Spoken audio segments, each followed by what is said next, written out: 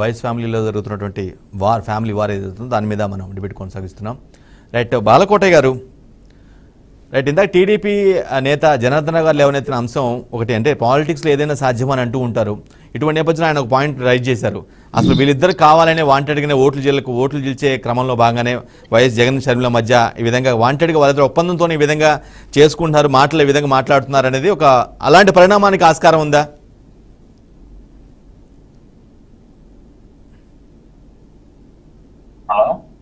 బాలకోటయ్య గారు, సార్, బ్రాహ్మణుడు మేకపిల్లని ఒక కథ విన్నారా మీరు? బ్రాహ్మణుడు మేకపిల్లని ఒక కథ విన్నారా మీరు? ఒక సద్బ్రాహ్మణుడు మేకపిల్లని తీసుకెళ్తున్నాడంట. ఆ మేకపిల్లని అపహరించడం కోసం నలుగురు దొంగలు అదే దారిలో దారి కాసి నాలుగు చోట్ల, అది మేకపిల్ల కాదు కుక్కపిల్ల, మేకపిల్ల అన్నంట. రెండో వాడు కూడా కుక్క పిల్లంట, మూడో వాడు కుక్క పిల్లంట, నాలుగో వాడు కుక్క పిల్లంట. ఆఖరికి బ్రాహ్మణుడే ఇది కుక్క పిల్ల అనుకొని మేకపిల్లని వదిలిపెట్టేసి వెళ్ళిపోయిందంట. అలాగనే వైఎస్ వివేకానంద రెడ్డి హత్య కేసుని జగన్మోహన్ రెడ్డి గారు తల్లకిందులుగా తపస్సు చేశారు, పెట్టి కాలు పైకెత్తి తపస్సు చేసినా కూడా వైఎస్ వివేకానంద రెడ్డి గారిని వైఎస్ కుటుంబమే చంపిందనేది నిర్ధారణ అయిన విషయం. అది ఒక సిబిఐ సంస్థ, అత్యున్నత సంస్థ నిర్ధారణ చేసింది. ఈ పిల్లేరు గంతలు ఏమి పనికిరావు. నేను ఒక మాట అడుగుతున్నాను, మనం మాట్లాడుతుంది హత్య గురించి, రాజకీయాల గురించి కాదు. రాజకీయాలు గెలుపోవటంలో ఏం చేస్తారో తర్వాత సంగతి. ఆఖరికి చెల్లెలు అడుగుతుంది ఒక న్యాయం అడుగుతుంది, న్యాయస్థానాన్ని అడుగుతుంది. మీరు అడ్డుకుంటున్నారు, మళ్ళీ మీరు హంతకులను పక్కన పెట్టి సచ్చీరుడు అని చెప్పేసి అని చెప్తున్నారు. నందిని పంది చేయగలమా, పందిని నంది చేయగలమా?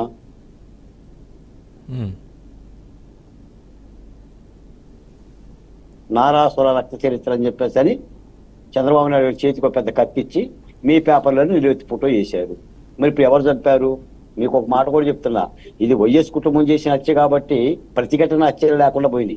అదే గనక ఇతరుల గనక ఈ హత్య చేసి ఉంటే ఈ పాటికి 5-6 పెద్ద తలకాయలు అక్కడ తీసిపోయాయి. అది రాయలసీమలో ఉన్న ఫ్యాక్షన్ సంస్కృతి. జగన్మోహన్ రెడ్డి గారు ఊరుకుంటారా?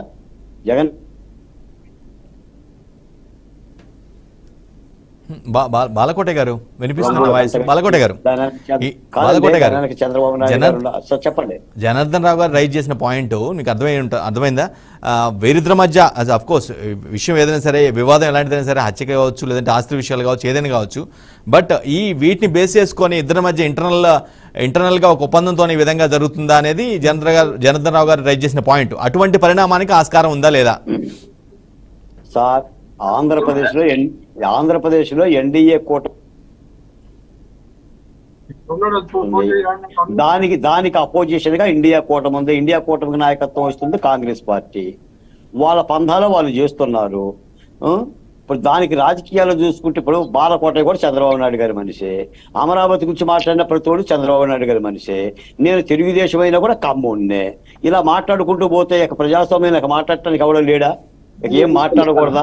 మాట్లాడే ప్రతిోడికి రాజకీయాలు అంటగట్టి, తాటాకులు అంటగట్టి, ఆ పార్టీ ఈ పార్టీ అంటే మరి జగన్మోహన్ రెడ్డి గారి పార్టీలో ఎంతమంది తెలుగుదేశం వాళ్ళు లేరు? కాంగ్రెస్ పార్టీ వాళ్ళు ఎంతమంది జాయిన్ అవ్వలేదు? రోజా గారు ఎవరో, కొడాలి నాని గారు ఎవరో, వల్లభనేని వంశీ గారు ఎవరో, ఆ పార్టీ వాళ్ళు. నిన్న కూడా యనమల రామకృష్ణుడు ఇవాళ కూడా తీసుకున్నారు కదా, యనమల రామకృష్ణుడు సోదరుడిని. అంటే పార్టీలు అయితే మరికొత్తయా, కండువాలు అయితే మరికొత్తయా, వాళ్ళనైతే వాటేసుకుంటారు తప్ప ఒక న్యాయం కోసం చెల్లెలు మాట్లాడుతుంటే మాత్రం ఆ నింద ఈ నింద వేస్తే ఏం సమాధానాలు చెప్తారు? ఏం చెప్తారు సార్? ఇప్పుడు చంద్రబాబు నాయుడు గారు షర్మిల వెనక చంద్రబాబు నాయుడు గారు ఉన్నాడు, చంద్రబాబు నాయుడు గారు నడిపిస్తున్నారు అని చెప్పేసి అదే మాట. మొన్న కూడా చెప్పింది ఏంటి? వివేకానంద రెడ్డి హత్యగా చంద్రబాబు నాయుడు ఉండు, మరి అరెస్ట్ చేయొచ్చుగా. ఎందుకు అరెస్ట్ చేయలేదు? బీటెక్ రవిని ఎందుకు అరెస్ట్ చేయలేదు? ఆదినారాయణ రెడ్డిని ఎందుకు అరెస్ట్ చేయలేదు? చంద్రబాబుని అరెస్ట్ ఎందుకు అరెస్ట్ చేయలేదు? అడ్డుకున్నావా? అడ్డుకుంటారా? నిజంగా నేరం చేసి ఉంటే. ఇవన్నీ కూడా కావాలని అబద్ధాలు. అమరావతి విషయంలో అబద్ధాలు చెప్పారు, ప్రత్యేక హోదా విషయంలో అబద్ధాలు చెప్పారు, మా దళితులు మారిన హోములు. ఇప్పుడు ఈ రోజున మిత్రుడు అంటున్నాడు బ్రిటిషోడి కాలంలో భగత్ సింగ్ ని ఉరి తీశారు, ఎందుకు మాట్లాడట్లా? బాలకోటయ్య అల్లూరి సీతారామరాజుని కాల్ చేశారు, ఎందుకు మాట్లాడట్లా? ఇలాగనే ఉంటుంది. నేను మాట్లాడుతుంది వివేకానంద రెడ్డి హత్య గురించి. చంద్రబాబు నాయుడు గారు దళితులు తిట్టిండు, చంద్రబాబు నాయుడు దళితులు కుట్టిన దళితులు తిట్టబట్టే కదా అధికారం నుంచి కిందకి దిగి. దళితులు తిట్టింది కాబట్టి ఆయన పరిపాలన ఏ లోపాలు జరిగితేనే కదా ప్రజలు ఆయన పక్కన పెట్టేసి మీకు అధికారం ఇచ్చింది. మీరు పగలు తీసిన పగలు తీసేదో చెప్పండి, మీ హయాంలో జరిగింది విచారించండి. రైట్ పోనీ సార్, ఎవరు సందీప్ గారు చేయలేదో పోనీ ఒప్పేసుకోండి. సందీప్ గారిని అడుగుదాం బాలకోట గారు, సందీప్ గారిని అడుగుదాం మళ్ళీ మీకు అవకాశం నిజానికి ఇస్తాను. ఎంతసేపు మన కళ్ళగంతలు గిట్టినా కూడా నిజం కాకుండా పోతుందో చెప్పండి. రైట్ ఏదో సందీప్ గారు, రాజకీయాలు మాట్లాడించుకుంటే సరిపోతుందా? సందీప్ గారు ఒకటే సూటి ప్రశ్న, హానెస్ట్ గా ఆన్సర్ చేయండి. నిన్న జరిగింది పులివెందుల సభ, అందులో